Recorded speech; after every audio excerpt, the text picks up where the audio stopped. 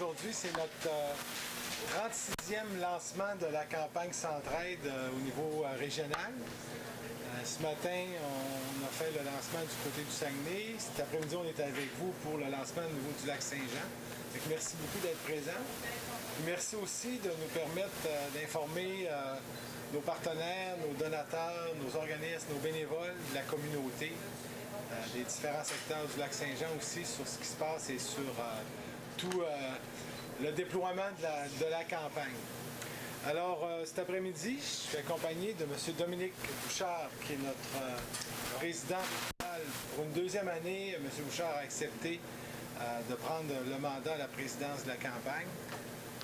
Et M. Rémi Terrien, ici de l'épicerie Le Garde-Manger, pour nous dire un mot sur son organisme, parce que ce qu'on trouve important, c'est d'être présent dans des organismes, mais aussi sur un volet fort important où on a été présent, notre forme d'aide que Centraide fait, avec le projet particulier avec Sainte-Élisabeth, mais où aussi qui va faire des petites communautés ici au niveau du secteur nord du lac Saint-Jean. Parce que souvent, Centraide prend la couleur, prend les visages des communautés. Alors, c'est important de démontrer, de voir c'est quoi les réalités. Parce qu'on a des réalités au Saguenay, il y a des réalités au lac, il y a des réalités urbaines, il y a des réalités rurales. Alors, chacun vit ses défis dans son quartier ou sa communauté. Et c'est ça qu'on essaie de démontrer aux gens, toutes les formes et la diversité de l'aide qui est apportée à la communauté. Alors, sans plus tarder, je laisserai la parole à M. Bouchard, qui nous parlera de l'objectif et différents points de la campagne 2007. Merci, M. Saint-Pierre. Donc, merci à mon tour. C'est à mon tour de vous remercier d'être présent cet après-midi. Comme vous le savez, je n'ai pas besoin d'en dire très, très longtemps. La situation économique actuelle n'est pas nécessairement facile. Les besoins sont très grands, que ce soit ici dans la région ou même au Québec. Lorsqu'on regarde l'actualité, il y a toutes sortes de situations qui sont décrites, qui sont bien souvent assez pénibles. On mesure difficilement parfois la perte d'un emploi, l'impact que ça peut avoir sur la famille, sur les individus. Aussi, toute l'insécurité alimentaire qui vient avec. Et c'est la première fois en passant que je fais une conférence de presse dans une épicerie. Merci de nous accueillir. Et donc, le stress qui vient avec et aussi le désespoir que bien souvent les gens peuvent vivre. Donc, les gens de Centraide je parle des bénévoles et les gens qui sont les permanents de Centraide, côtoient, dans le fond, cette réalité-là au quotidien. Juste pour préciser, Centraide, ça vient en aide à environ près d'une centaine d'organismes, 94 exactement l'an passé. Et l'an passé, ça a été, dans le fond, une campagne qui a été un très grand succès.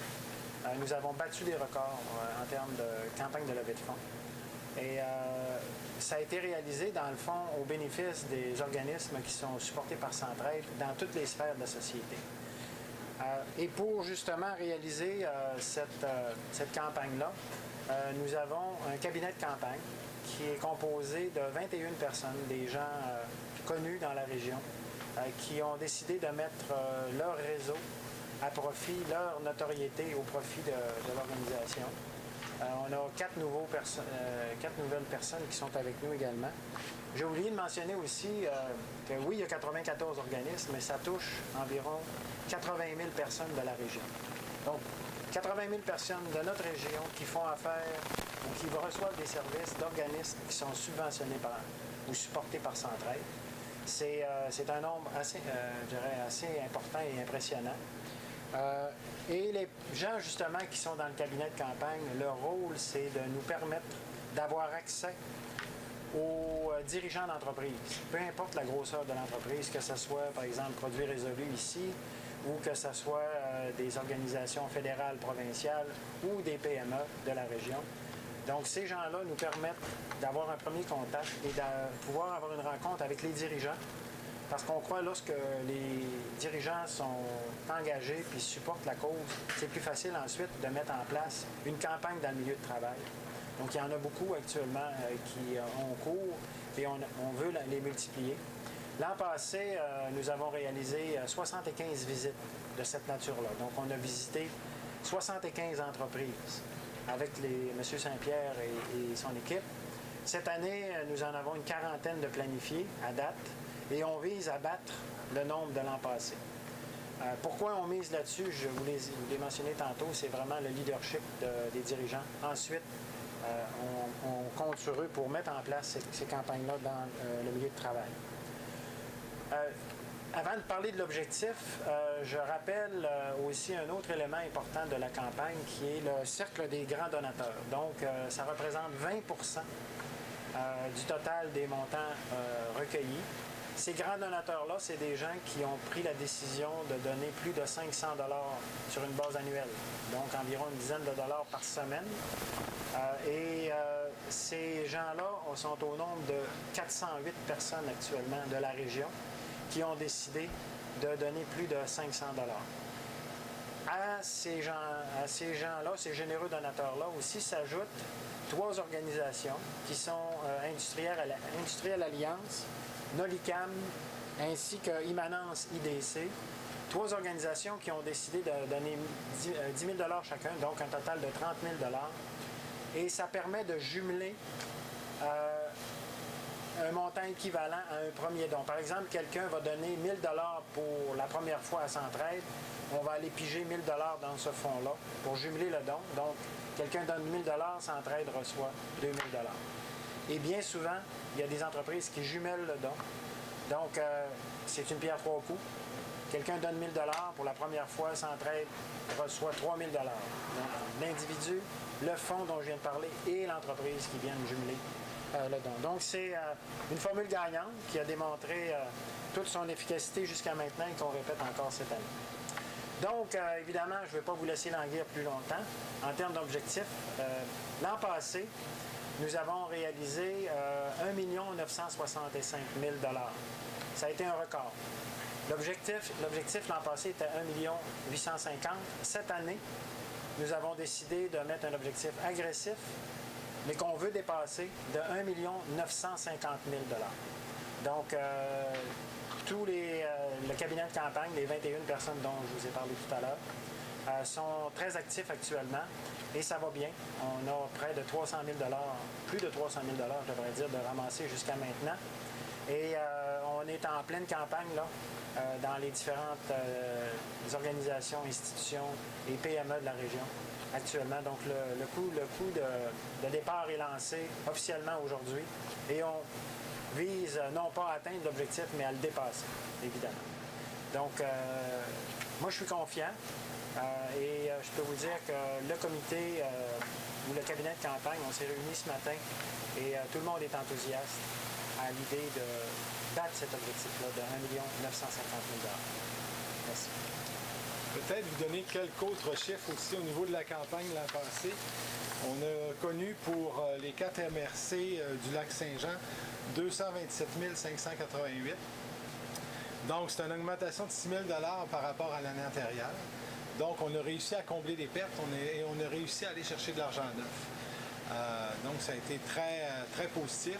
Puis, je rappelle, dans votre communauté, si on parle ici, Maria-Chapdelaine, Domaine du Roi, on a eu un beau développement de campagne du côté du groupe Résolu. Résolu Forêt. Alors, on sait que les usines de Saint-Félicien d'Olbeau participaient. La forêt était peu touchée. Et quand on vous dit de rencontrer des leaders régionaux, c'est un exemple. On a rencontré le vice-président et ça nous a permis justement de faire un développement, de sensibiliser davantage ces gens-là. Et il y a eu vraiment une belle entrée d'argent de ce groupe-là cette année. C'est notre plus grosse campagne au nord du Lac-Saint-Jean, le groupe Résolu, les 2 usines et forêts ensemble. Donc, on en est bien fiers. Aussi, vous dire qu'au niveau du retour dans la communauté, parce que ça, c'est toujours important, à savoir, Centraide, on fait un retour selon les besoins et pas selon ce qu'on ramasse dans une communauté. Alors, je vous parlais de 227 000, mais en contrepartie, les différentes MRC du Lac-Saint-Jean ont reçu pour plus de 500 000 $ d'aide financière à des organismes qui ont été versés justement à différents groupes. Donc, on parle c'est 2 fois plus. Et si on parle par MRC aussi, exemple, si on prend la MRC ici, Maria Chapdelaine, c'est 2,84 du dollar recueilli. Et vous iriez aussi dans certaines communautés, si on prenait juste une municipalité, bien, il y en a que ça peut aller jusqu'à 15 sur le dollar qui est ramassé dans la communauté. Ça, je pense, c'est la beauté de la chose, c'est qu'on donne selon les besoins. Et il y a vraiment une analyse exhaustive aussi qui se fait de la part d'une équipe de 25 bénévoles qui visitent, qui évaluent, qui voient au niveau de la gouvernance, au niveau des plans d'action, au niveau des clientèles, au niveau des réalités sociales de la communauté, qu'est-ce qu'il y a à faire. Alors, pour nous, c'est important de faire les meilleurs investissements dans la communauté. Donc, les groupes d'ici qui en bénéficient, bien, ils ont été évalués et il y a eu un consensus justement pour la redistribution régionale des différents argents donnés à Centraide. Pour vous donner une image, parce qu'on a dit on en a 94, alors Centraide a bien sûr son volet régulier, on a un volet concertation aussi, puis je tiens à dire que l'épicerie ici est née de projets concertation que Centraide a supporté. Quand on dit un projet concertation, c'est un projet qui mobilise la communauté sur des besoins, sur des réalités qu'on identifie et sur lesquelles on veut travailler.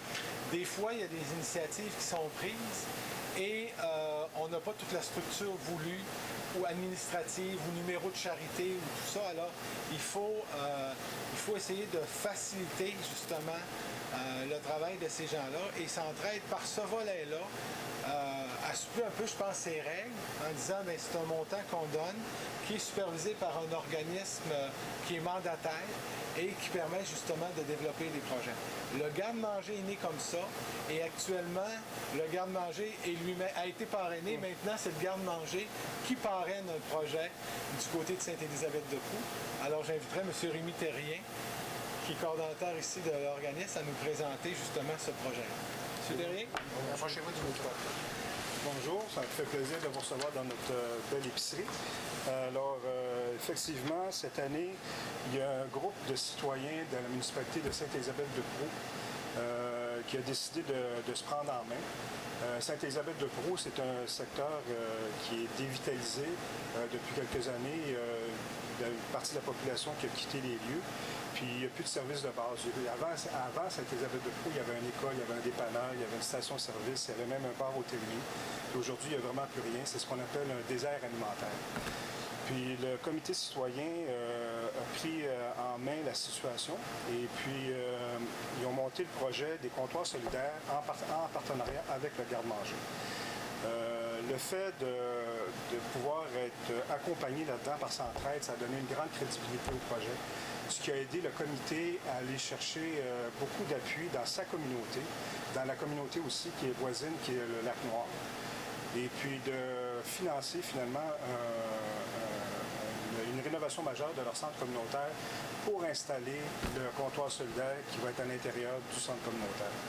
Le comptoir solidaire, finalement, va devenir un lieu de rencontre puis de dynamisation du secteur. En plus d'offrir des denrées de base, ça va donner l'accès à des produits frais. Ça va permettre aussi une dynamisation de l'économie locale en permettant à tous les artisans du village qui sont là, qui fabriquent soit des choses à l'aide de métier à tisser ou des gens qui travaillent le bois, ils vont pouvoir vendre leurs produits au comptoir. Et puis, comme ça se produit dans d'autres lieux, ben, tout ce qui est production maraîchère, potagère du secteur va pouvoir aussi être vendu au comptoir. L'installation de Sainte-Élisabeth-de-Pau va permettre aussi un café-rencontre qui va être là, qui va être accessible. Et puis, ça devrait normalement ouvrir quelque part vers le milieu novembre. Et puis, comme je disais tout à l'heure, la participation de Centraide là-dedans va vraiment permettre de donner toute la structure administrative pour permettre, parce que c'est des gens bénévoles qui s'occupent de ça, c'est des gens qui n'ont aucune expérience au niveau soit de la gestion administrative ou de la gestion des denrées alimentaires. Bien, en ayant cette aide-là, ça leur permet d'aller chercher ça pour être capable de mener à bien leur projet puis de fonctionner dans ça. Alors voilà pour eux.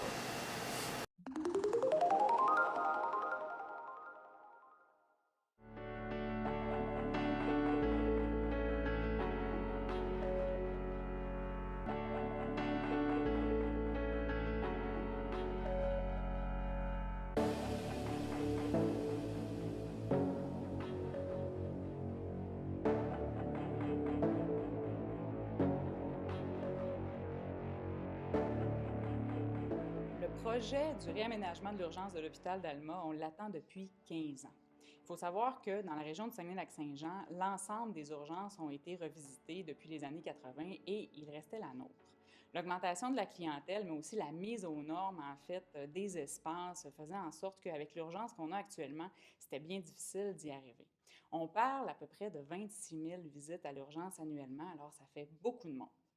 Au fil des ans, on en est venu aussi à la conclusion qu'on avait besoin aussi d'espace pour le développement. Alors, ce qui était à la base un projet pour l'urgence uniquement est devenu un projet d'urgence et aussi de clinique externe. Alors, partie 1 du projet, ça a été de faire le stationnement étagé, qui est maintenant sur le site de l'hôpital. Et la partie 2, ce qu'on vit à l'heure actuelle, c'est l'érection du nouveau bâtiment. Alors, la première grande étape de ce projet-là était de procéder à une coupure électrique majeure. La raison de celle-là, c'est qu'à l'issue des travaux, la capacité électrique de l'établissement ne sera plus suffisante. Elle est déjà, en fait, insuffisante et on doit à peu près la quadrupler. L'autre grande phase, c'est l'excavation. Beaucoup de dynamitage à faire, évidemment, étant donné qu'on est sur du roc ici. Ensuite, il faudra qu'on vienne solidifier tous les murs au niveau de l'imagerie médicale pour mettre l'établissement aux normes parasismiques. Ce qui fait en sorte que l'été prochain, on va devoir, en fait, déshabiller l'extérieur de l'imagerie médicale pendant plusieurs semaines. Alors, après le déménagement de l'urgence et des cliniques externes vers les nouveaux locaux, il faudra réaménager les espaces laissés vacants à l'interne. Il faut penser qu'à la toute fin, l'urgence va avoir plus que doublé sa capacité et nos cliniques externes vont avoir, elles, triplé leur capacité d'accueil. Donc, en 2017, on devrait avoir, en fait, une nouvelle urgence, des cliniques externes dans leurs nouveaux locaux, une nouvelle clinique d'orthopédie complètement aménagée dans l'espace actuel de l'urgence et de la place disponible pour de futurs développements.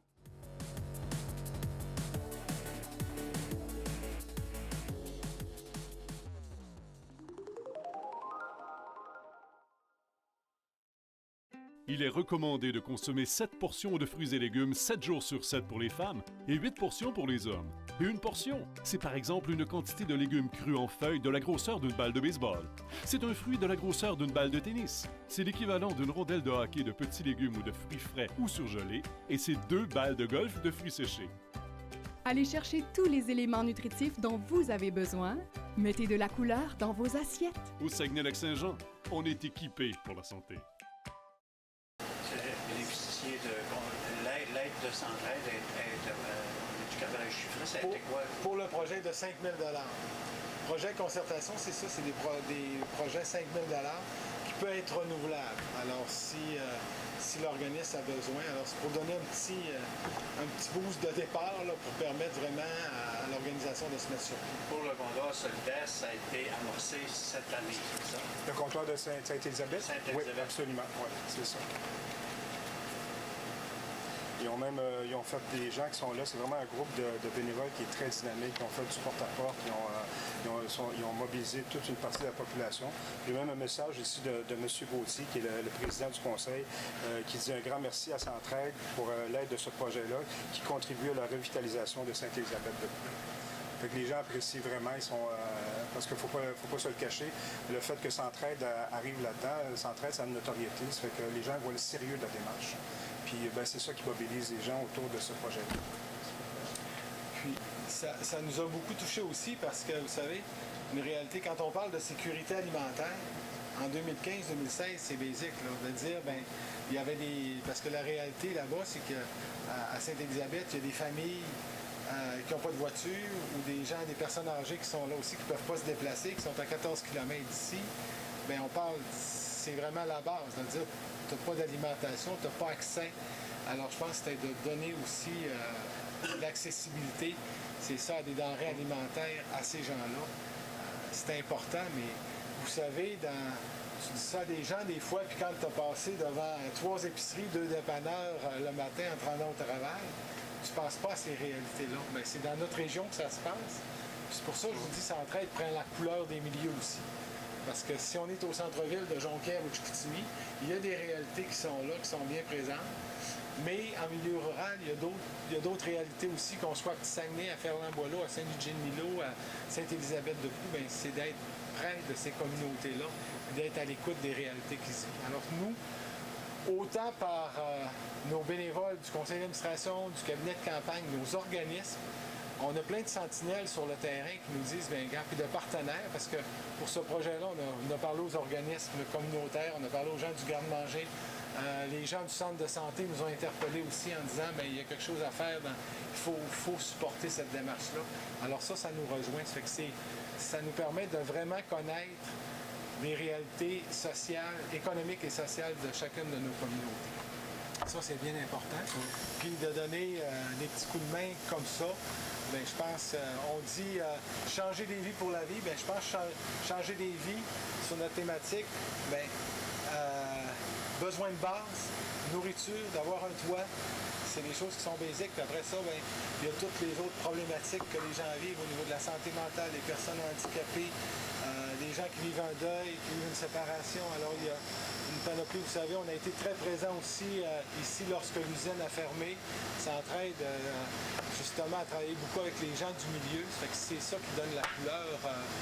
On évolue, on suit le temps, puis on suit ce qui se passe dans la communauté. Si on parle, oui, bon, 75 grandes entreprises qui y participent.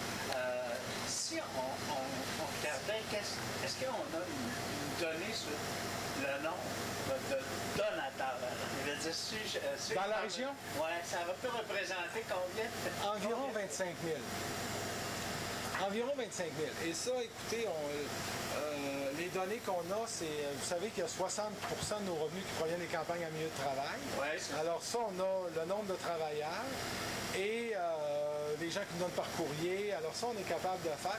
Et on fait un estimé aussi au niveau du porte-à-porte. Le nombre de portes est à peu près un don moyen, ce qui nous fait à peu près 25 000 donateurs. Ça peut représenter, jusqu'à quand est-ce qu'on tient déjà, là, jusqu'au début décembre? Jusqu'au début décembre, effectivement, que la campagne se poursuit. On est à l'œuvre, on travaille fort, puis on espère encore une fois, parce que on est heureux, puis je vous dirais, j'avais dit à quelqu'un, on est chanceux, puis que la personne m'a répondu, elle dit, vous n'êtes pas chanceux, vous faites votre chance. Parce que on a des collègues de d'autres régions du Québec, c'est plus difficile, mais il y a 2 centraides qui ont connu une croissance sur 18, puis on est dans ces 2 centraides-là, puis on n'est pas dans une région qui est très favorisée au niveau du développement économique et des contrats actuellement. Alors, il y a beaucoup de gens, on rencontrait cette semaine une entreprise de construction qui nous disait, bien, il y a 2 ans, on avait 400 personnes, l'année passée, on avait 250, cette année, on en a 55. Alors, vous voyez, c'est des gens qui ne travaillent pas, puis souvent, en même temps, ce matin, on entendait un témoignage qui disait, bien, tu sais, des gens de la construction qui travaillent, qui font même pas leur teinte de chômage, bien, c'est des gens qui vont venir chercher des services dans l'organisme. Dans les banques alimentaires. Exact. Est-ce qu'il y a d'autres questions? Le chiffre de 1 950 000, est-ce que vous atteignez le 2 millions, vous allez être content? Est-ce que c'était justement pour pas marquer 2 millions pour avoir Vous êtes perspicace, vous. Un objectif, ça a 3 qualités. Hein? Un, c'est faut que ça soit réaliste, mobilisant et atteignable. On pense que 1 950 000, c'est réaliste dans le contexte actuel, compte tenu de ce qu'on a fait l'an passé, que c'est mobilisant pour l'équipe et c'est atteignable, oui, mais nous, on veut le dépasser. Donc, tout ce qui va être en haut de 950 000, 1 950 000, on va être très, très, très content. Parfait. Parce que le premier objectif qu'on a à faire, c'est de combler les pertes avant d'atteindre, parce que quand dans une entreprise, on arrive, il y a moins de travailleurs, bien, cet argent-là, on ne l'a pas. Fait qu'il faut trouver d'autres moyens ou il faut développer ailleurs.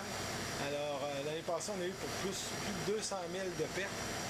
Alors, avant de dire, bien, on a un gain, il faut combler ça.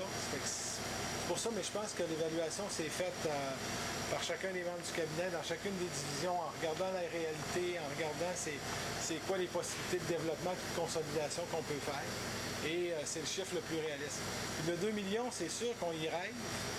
Puis on y rêve pas juste parce que c'est le fun d'atteindre 2 millions. On a pour 2,5 millions de demandes à chaque année. Alors nous, c'est de dire, bien, plus on en ramasse, bien, plus on peut couvrir de besoins. Ça fait qu'on réduit les effets de la pauvreté et de l'exclusion dans la région. C'est ça notre... Et je rajouterais, Et je vous invite à le faire savoir que Centraide, c'est une organisation qui est très efficace. Chaque dollar recueilli, on redonne 84 sous en moyenne. Donc ça, c'est très important. Et pour les donateurs, mais aussi pour ceux qui s'impliquent, des gens comme moi ou des gens qui bénévolement donnent de leur temps. Parce que ce qu'on veut, évidemment, c'est que tous nos efforts retournent dans le milieu et non pas à servir, à payer, je dirais, des salaires ou des choses comme ça. L'idée, c'est, oui, ça prend des permanences, ça prend des gens efficaces, mais ça prend aussi, et surtout, de redonner dans le milieu. Merci de vous être déplacé. Merci beaucoup. Merci pour vos questions. Et on compte sur vous, hein? Parce que on parle souvent de mauvaises nouvelles, hein? Mais quand les bonnes nouvelles, puis c'est difficile de les propager, donc on compte sur vous pour faire en sorte que ça puisse nous aider à faire en sorte d'aider ces gens comme monsieur ici qui aident un paquet de monde. J'en suis convaincu. Merci beaucoup. Merci. Belle journée à vous. Oui. Merci de vous être déplacé par une belle journée comme ça.